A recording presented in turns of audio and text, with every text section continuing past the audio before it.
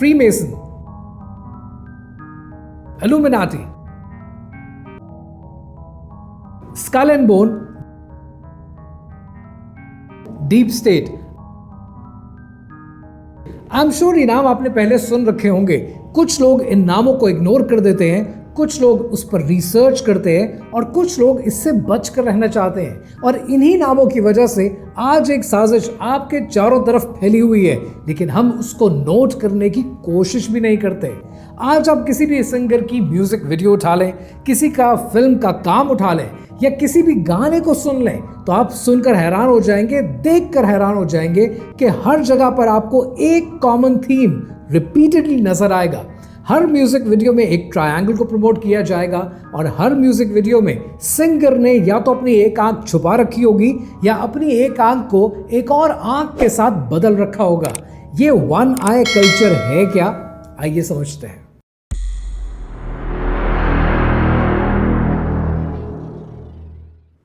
One आई culture को समझने के लिए मैं आपको लेके जा रहा हूं माजी में, 3000 BCE में, यानी आज से 5000 साल पहले, हजरत मूसा अलैहिस्सलाम से भी पहले, फिरौनों के हुकूमत संभालने से भी पहले, कि जब मिस्र में आबाद कौम का ये मानना था कि उनका खुदा हॉरस है और हॉरस एक ऐसा खुदा है जो उनका रखवाला तो है, लेकिन उसने अपने चचा सेथ के साथ लड़ाई की है और इस लड़ाई में उसकी एक आंख जाया हो गई है। वो अपनी एक आंख से चांद को रिप्रेजेंट करता है और अपनी दूसरी आंख से खुशहाली को और प्रोटेक्शन को रिप्रेजेंट करता है। ये हॉरस इनका वो खुदा है कि जो बहुत ज़्यादा कनेक्टेड है फिरौनों के साथ और वो फिरौनों को मिस्र की हुकूमत देना चाहता है। ये कैरेक्टर शायद फिरौन ने खुद क्रिएट किया ताकि इलाके पर, आवाम पर अपनी धाक बिठा सकें और अपनी हुकूमत कायम कर सकें, लेकिन इसके बारे में हिस्ट्री में आपको ज़्यादा मालूमात नहीं मिलती। तब के रहने वाले ये मानते थे कि हॉरस और आई ऑफ हॉरस की बड़ी ताकत है। इस एक आंख से उनकी ज़िंदगी में खुशहाली भी आ सकती है और ये आंख उन्हें प्रोटेक्ट करके भी रखती है। लेकिन कहानी सिर्फ यहीं ख़त्म नहीं होती। अब हमें 3000 BCE से बाहर निकलना है और मॉडर्न हिस्ट्री में आना है। अगर मॉडर्न हिस्ट्री को देखें तो आपको बहुत सी सीक्रेट सोसाइटीज़ नज़र आती है। कुछ सोसाइटीज़ ऐसी है जिसके नाम शायद दुनिया आज भी नहीं जानती, लेकिन 3 सोसाइटीज़ बड़ी प्रोमिनेंट है। पहली है फ्रीमेसन, दूसरी है इल्यूमिनाटी और तीसरी है स्कल एंड बोन। फ्रीमेसन एक ऐसी सोसाइटी है कि जिसका आगाज 1717 में हुआ। ये सोसाइटी अपने बिलीफ सिस्टम रखती है, अपनी सेरेमनीज करती है और बड़ी क्लोज नेट सोसाइटी है। इस सोसाइटी के बारे में बहुत सी इंफॉर्मेशन आपको इंटरनेट से मिलती है। कुछ बातें इल्यूमिनाटी और फ्रीमेसन्स के बारे में हैं कि जो सच है और बहुत सी बातें ऐसी हैं जो सिर्फ मुबालगा आराई है, उनमें हकीकत कुछ नहीं है। लेकिन आज दुनिया में बड़ी बड़ी कॉन्स्पिरेसीज को उठाएंगे तो उसमें इन दो के नाम बहुत ज़्यादा शामिल होते हैं। उसकी वजह यह है कि इन्होंने religion with in a religion create करने की कोशिश की। फ्रीमेसन्स का मानना यह है कि हम ब्रदरहुड पे चलते हैं, हमें एक दूसरे की मदद करनी है, अपने मेंबर्स को प्रोटेक्ट करना है। जो मेंबर है वो मेंबर फॉर लाइफ है, लेकिन उसने फ्रीमेसन्स के असूलों को मानना है। जो मिशन है उस मिशन को लेकर चलना है। दुनिया में बड़े बड़े फ्रीमेसन्स गुजरे हैं, कुछ फर्स्ट डिग्री हैं, कुछ 10th डिग्री हैं, कुछ 32nd डिग्री हैं। लेकिन यहाँ पर एक और इम्पॉर्टेंट एलिमेंट है जिसको आप फरामोश नहीं कर सकते, और वो इम्पॉर्टेंट एलिमेंट है इल्यूमिनाटी का। इल्यूमिनाटी का आगाज जर्मनी के शहर बवेरिया से हुआ 1766 में। लेकिन कहा यह जाता है कि इल्यूमिनाटी ने अपने सीक्रेट सोसाइटी के मिशन को जारी तो रखा, लेकिन कुछ अरसे के बाद इल्यूमिनाटी डिसफंक्शनल हो गई और आज दुनिया में एग्जिस्ट नहीं करती। मेरा बड़ा सिंपल सा और एक छोटा सा सवाल है आपसे, अगर तो कोई सीक्रेट सोसाइटी है, माना over the period of centuries investigative journalists और बहुत से विसल ब्लोअर्स इनके बारे में बताते रहे हैं, लेकिन वो सीक्रेट सोसाइटी क्या ही सीक्रेट सोसाइटी होगी कि अगर हर किसी को उसके बारे में पता होगा।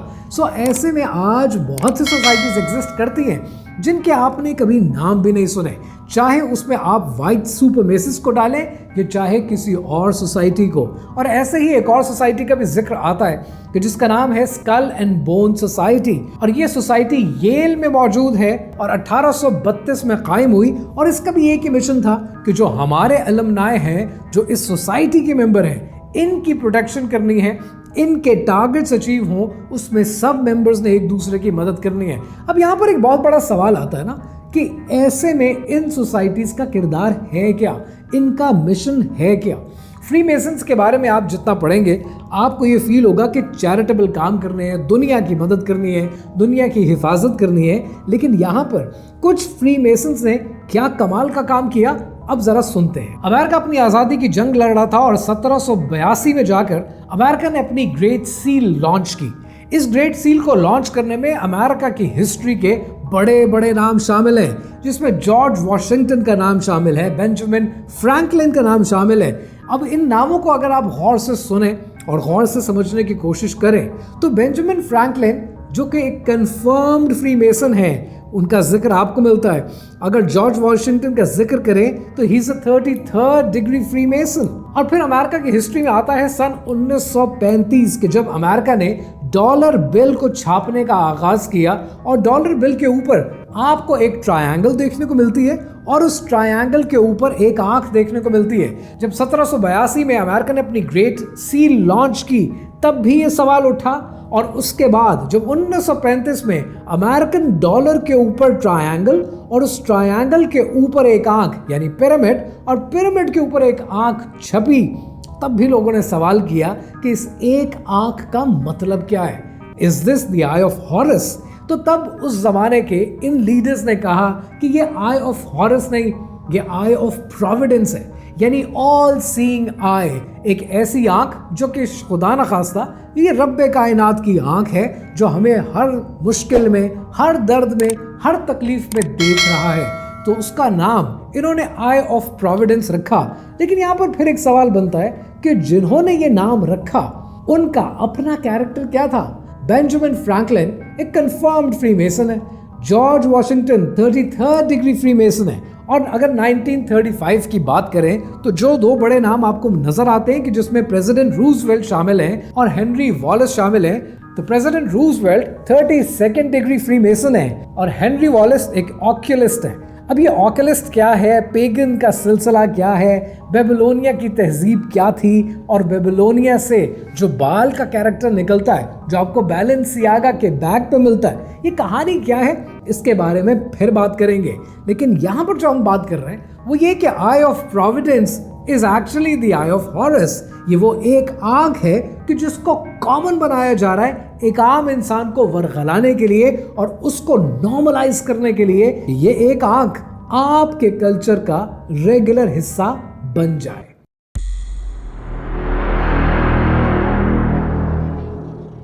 और मॉडर्न हिस्ट्री में फीमेल सिंगर्स का जिक्र करें तो ऐसा हो नहीं सकता कि मैडोना का जिक्र ना हो। Madonna has been an icon for a generation.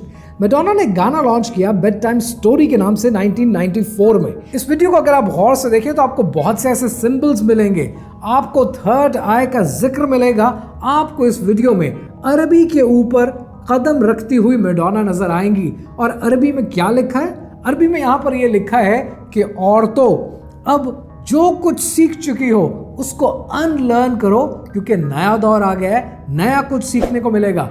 अब सवाल यह है कि हम नहीं जानते कि मैडोना किस औरत की बात कर रही है, किस औरत का जिक्र कर रही है। कोई सी ऐसी औरत का जिक्र कर रही है जो बहुत पढ़ी लिखी है या जो ऐसी औरत है जो बहुत पढ़ी लिखी नहीं है। सवाल यह है कि across the board she is just saying one thing, जो कुछ सीखा है उसको अनलर्न कर दो। इसका मतलब यह है कि इससे फर्क नहीं पड़ता कि उस औरत ने क्या सीखा है क्या नहीं सीखा।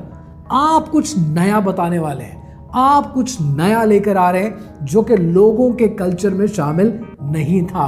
लेकिन इतनी बड़ी चीज़ों को हम यस सर नो इग्नोर कर देते हैं। थोड़ा सा और मॉडर्न हिस्ट्री का जिक्र करें तो 1960 की दिहाई में एंटन लेविन्सन ने सेटनिज्म का आगाज किया, यानी शैतानियत का, और चर्च ऑफ सेटन बनाया। और 1969 को उसने डिक्लेयर किया कि दिस इज ईयर 1। ये पहला साल है कि जब शैतान की हुकूमत कायम होगी।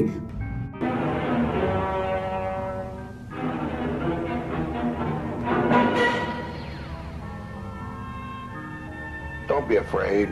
This is not a recruitment film for Satanism. You're either a real Satanist, a true Satanist, or not. And if you are, you were born that way.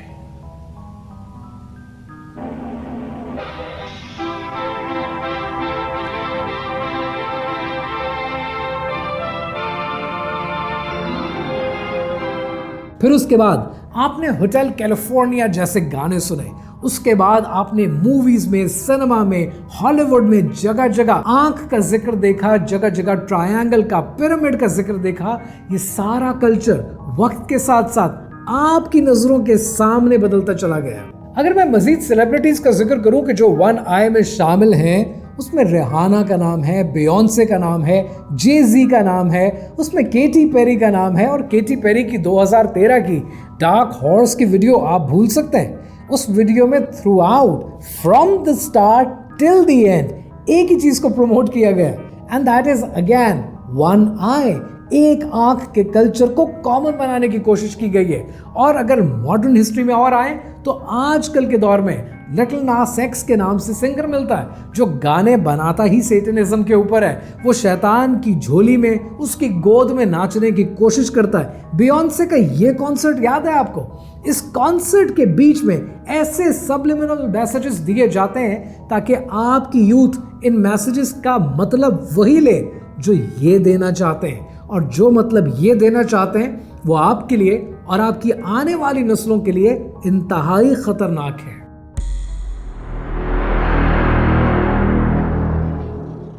सबसे ज्यादा दोस्तों हैरानगी मुझे तब होती है कि जब हम कार्टून्स को देखते हैं। हमारे बचपन में जो कार्टून्स थे वो लिटरली बड़े मासूम हुआ करते थे, कि चाहे उसमें टॉम एंड जेरी है, चाहे उसमें स्मर्फ के कार्टून है, या कोई और कार्टून का आप नाम ले लें, teenage mutant ninja turtle for that matter, there was nothing harmful in that. लेकिन उसके बाद सन 2000 आया और 2000 के बाद मैनेजमेंट चेंज हुई बहुत से कार्टून चैनल्स की। और कार्टून चैनल्स ने क्या किया? कार्टून चैनल्स ने अपना मिशन बना दिया। डिज्नी की ये वीडियो सामने पड़ी हुई है लोगों के, जिसमें डिज्नी की मैनेजमेंट खुद कह रही है कि हम क्वीर LGBT को कॉमन बना रहे हैं अपने कार्टून्स के जरिए। हम उन बच्चों को अपनी टारगेट मार्केट बना रहे हैं ताकि 7 साल के बच्चे एक ब्रांड के साथ एसोसिएट कर सकें, उस आइडियोलॉजी के साथ एसोसिएट कर सकें। आप हैरान नहीं होते कि आपको डिस्पिकेबल मी के नाम से ऐसे कार्टून दिखाए जाते हैं जिसमें एक आंख वाले मिनियन सबको पसंद आ रहे हैं? क्योंकि जो भी एक आंख वाला कैरेक्टर बनाया जाता है, मासूमियत का किरदार उसको दिया जाता है ताकि बच्चों के दिमागों में बैठ जाए कि एक आंख होना बुरी बात नहीं है, एक आंख वाले कैरेक्टर बुरे नहीं होते। आप मॉन्स्टर्स इंक उठाकर देख लें, आप माइक वेजियोस्की का कैरेक्टर देख लें, आप प्लैंकटन देख लें, जितने आप कार्टून्स आपको नजर आएंगे, हर दूसरे कार्टून में या एक आंख या multiple eyes at the same time, ताकि इंसान के बच्चों को यह पता हो कि सिर्फ 2 आंख ही अच्छी नहीं होती है, एक आंख भी अच्छी हो सकती है, कई आंखें भी अच्छी हो सकती हैं, क्योंकि आपको डाइकोटमी दोनों पैरामीटर्स के साथ लेकर चलनी पड़ती है, तब आप चीज़ों को मुश्किल बना सकते हैं। अब सवाल यह है, ये सारा वन आई का कॉन्सेप्ट किस लिए पैदा किया जाता है? इसके लिए एक बड़ी ज़बरदस्त डॉक्यूमेंट्री है, I will try my best to find it for you, और जिस दिन मुझे मिल गई मैं उसके कुछ ना कुछ स्निपेट्स आपके साथ ज़रूर शेयर करूँगा, चाहे लॉन्ग फॉर्म में या चाहे मैं अपनी रील्स में आपके साथ, लेकिन इंशाल्लाह शेयर करूँगा। उस डॉक्यूमेंट्री का नाम है मर्चेंट्स ऑफ डाउट, कि ये सब कुछ इसलिए क्रिएट किया जाता है कि आपके दिमागों में एक डाउट क्रिएट कर दिया जाए, आपके दिमागों को पक्का कर दिया जाए कि एक आंख बुरा कल्चर नहीं है, एक आंख रखने वाले कैरेक्टर बुरे नहीं होते। अब इस सब के पीछे कहानी है क्या, आइए समझते हैं।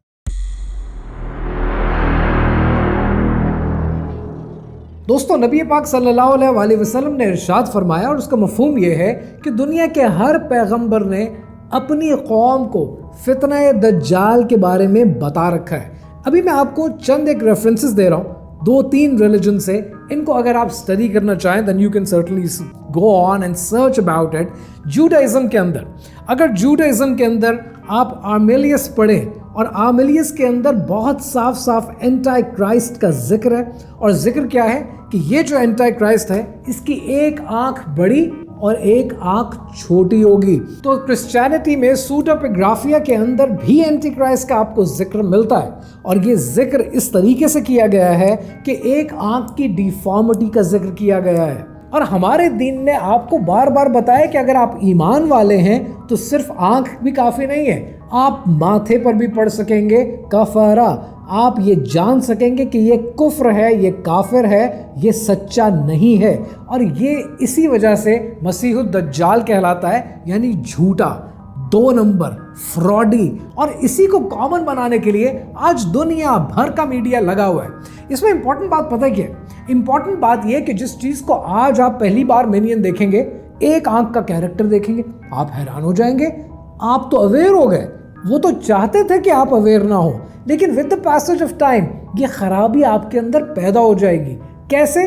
थोड़ा सा समझते हैं। आपने ये नोट किया होगा कि हमारे बचपन में एक कैरेक्टर आया करता था, एक टेलीविजन सिटकॉम हुआ करता था, और उस सिटकॉम का नाम था हैना मोंटाना। हैना मोंटाना एक उछलने कूदने वाली लड़की है जो कभी गाने गा रही है, कभी फन कर रही है, फैमिली गर्ल, बड़ी अच्छी सी एक कैरेक्टर बना दिया। ये कैरेक्टर प्ले किसने किया? ये कैरेक्टर प्ले किया माइली साइरस ने। माइली साइरस ने ये कैरेक्टर प्ले कर दिया और हमारी उम्र के बच्चे उसको देख देख कर, हमारे से छोटे बच्चे वो देख देख कर जवान हो गए, बड़े हो गए। अब क्या हुआ? अब जिन लोगों ने माइली साइरस को रोल मॉडल बना लिया, वो तो माइली साइरस को आज भी फॉलो करेंगे। अब सवाल ये है कि माइली साइरस अब शायद हैना मोंटाना का किरदार नहीं करती होगी, लेकिन वो अपनी जिंदगी में जो किरदार कर रही होगी, जिसको देखकर अब आंखें फटी की फटी रह जाती हैं कि ये कर क्या रही है। अब जब वो ये करेगी तो जिन लोगों ने उसको रोल मॉडल बना रखा है, वो इस चीज में भी उसको रोल मॉडल बनाएंगे। This is called creation of illusion.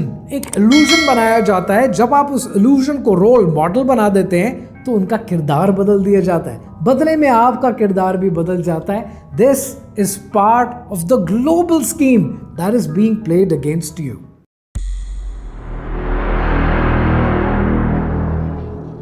अब रहा सबसे इंपॉर्टेंट सवाल कि ये सब कुछ किया क्यों जाता है?